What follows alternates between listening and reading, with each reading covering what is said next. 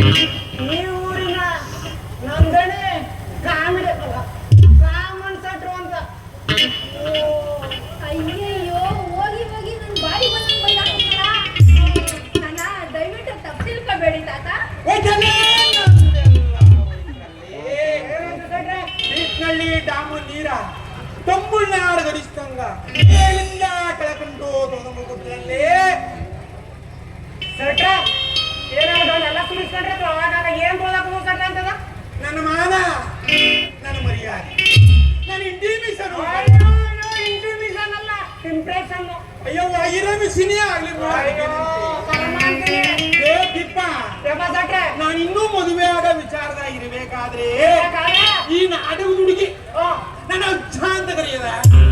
ಅಯ್ಯೋ ಬಸವಣ್ಣ ಲೇ ತಿಪ್ಪ ಈ ಹುಡುಗಿಗೆ ಸ್ವಲ್ಪ ತಿಳಿಸಿ ಹೇಳ ನಾನು ಯಾರು, ನನಗೆ ಗೊತ್ತೇನು, ನನ್ನ ಗೊತ್ತೇನು, ನನ್ನ ತಾಕತ್ತೇನು ಅನ್ನೋದನ್ನ. ಆಯ್ತು ಸಟ್ರೆ ನೋಡಮ್ಮ ಸರಿ ನಮ್ ಸೆಟ್ರು ಬಟ್ ಖರ್ಚು ಆಗೋಷ್ಟು ವಯಸ್ಸಾದ್ರು ಇನ್ನೇನ ಧ್ವನಿ ಸುರಿಸ್ತಾವನ. ಅವ ಹಂಗಾಮಿ ನಾ ತರುಣರು. ಅಯ್ಯಯ್ಯೋ ಇವ್ರು ನೋಡಿದ್ರೆ ನನ್ಗೆ ಹಂಗ ಅನಿಸ್ತಿಲ್ವೇ. ಅಲ್ಲ ಬಿದ್ರು ಮೋಟ್ರು ಒತ್ತಡೋಗತ್ತಾರ ಅವನೇ. ಲೇ ತಿಪ್ಪ ಈ ಹುಡುಗಿ ಹೆಸರು ಏನಿಲ್ಲ ಕಾವೇರಿ ಅಂತ ಸಟ್ರೆ ನಾನು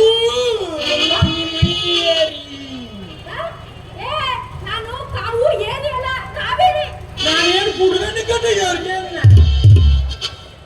ಲೇ ದೀಪ ಈ ಹುಡುಗಿ ನನ್ನ ಮನ್ಸ್ಗ ಬಾಳ ಹಿಡಿಸೋಳೆ.